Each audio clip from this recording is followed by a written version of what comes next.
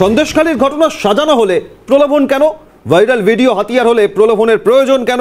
তবে কি ভাইরাল ভিডিওতে ভরসা হারাচ্ছে তৃণমূল? ভোট প্রচারে কেন্দ্রের বিরুদ্ধে বঞ্চনার অভিযোগ তৃণমূলের ভোটের প্রতিশ্রুতিতে তবে কেন্দ্রের আবাস প্রকল্প কেন?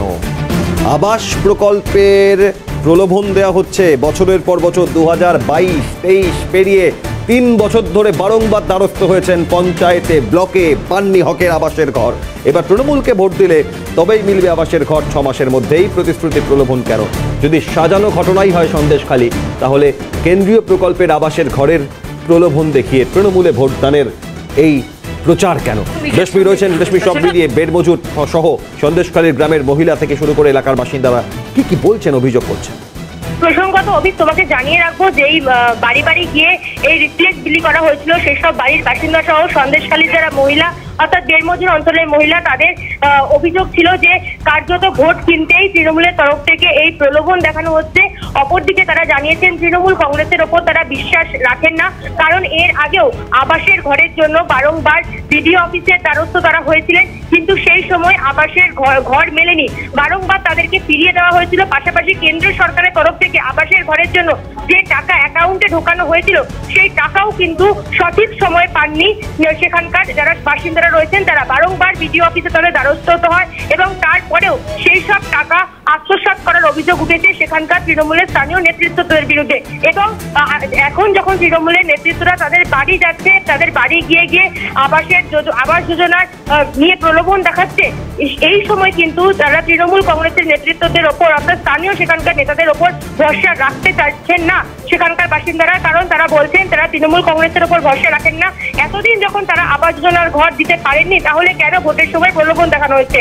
আর তার ক্ষোভেই কিন্তু সে রিফ্লেক্ট কার্যত ছিঁড়ে ফেলেন সন্দেশখালীর যারা মহিলারা রয়েছেন তারা, অর্থাৎ দেড়মজুর মহিলারা, এবং সেই রিফ্লেক্ট তারা পুড়িয়ে দেন এবং তৃণমূল কংগ্রেস তথা অভিষেক বন্দ্যোপাধ্যায় এবং মমতা বন্দ্যোপাধ্যায়ের ওপর এক রাশ ক্ষোভ উগড়ে দেন।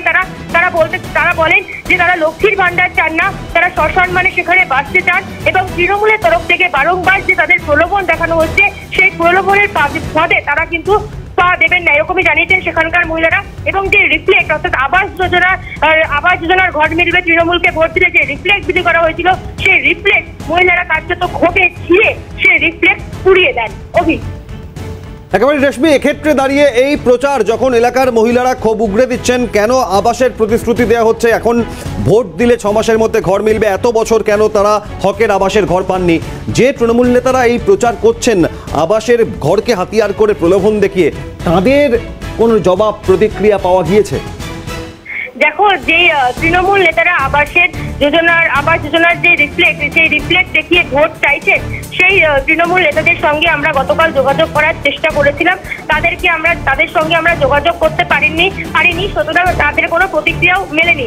তবে সন্দেশখালীর যারা সাধারণ মানুষ তারা কিন্তু তৃণমূল কংগ্রেসের বিরুদ্ধে ক্ষোভ বারংবার উগড়ে দিচ্ছেন, কারণ তারা বলছেন এত বছর কেটে গিয়েছে, কেন তৃণমূল কংগ্রেসের তরফ থেকে এর আগে আবাস যোজনার যেই ঘর দেওয়া, আবাস যোজনার ঘর কেন্দ্র সরকারের যেই প্রকল্প, সেই প্রকল্প যখন রাজ্যে আসে সেই সময় তারা কেন সাধারণ মানুষকে সেই সুযোগ সুবিধা থেকে বঞ্চিত করেছে তৃণমূল কংগ্রেসের নেতৃত্বরা?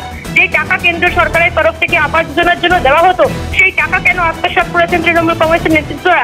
এ নিয়ে প্রশ্ন তোলেন সেখানকার সাধারণ মানুষেরা এবং তারা বলছেন যেই ভোট এসছে, ভোটের মুখে কার্যত ভোট কিনতে তৃণমূলের নেতারা বাড়ি বাড়ি যাচ্ছেন এবং বাড়ি বাড়ি গিয়ে হুমকি দেওয়ারও অভিযোগ উঠছে এবং টাকার বিনিময়, মোটা অঙ্কের টাকার বিনিময় সেখানে যারা প্রতিবাদী মুখ রয়েছেন, গতকাল দেখা গেছে যে প্রতিবাদী মুখ তার ভোট কেনার জন্য কিন্তু মোটা অঙ্কের টাকা তৃণমূল কংগ্রেসের তরফ থেকে তাকে দেওয়ার কথা বলা হয়েছিল এবং তিনি যাতে তৃণমূল কংগ্রেসে যোগদান করেন সেই বিষয়েও কিন্তু তাকে প্রলোভন দেখানো হয়েছিল, এরকমই তিনি অভিযোগ করেছেন। পাশাপাশি সেখানকার যারা মহিলারা তারা বারংবার বলেছেন তারা এর আগে বিডিও অফিসের দ্বারস্থ হয়েছেন, স্থানীয় পঞ্চায়েত সদস্যের দ্বারস্থ হয়েছেন, কারণ আবাসের ঘরের জন্য। রেশমি, এখান থেকে জানতে চাইবো যে আন্দোলন প্রত্যাহার করে নিলে 20 লক্ষ টাকা করে দেওয়া হবে, এই যে প্রলোভন, অন্তত কতজনের কাছে এই প্রলোভন গিয়েছে বলে এখনো পর্যন্ত জানা যাচ্ছে?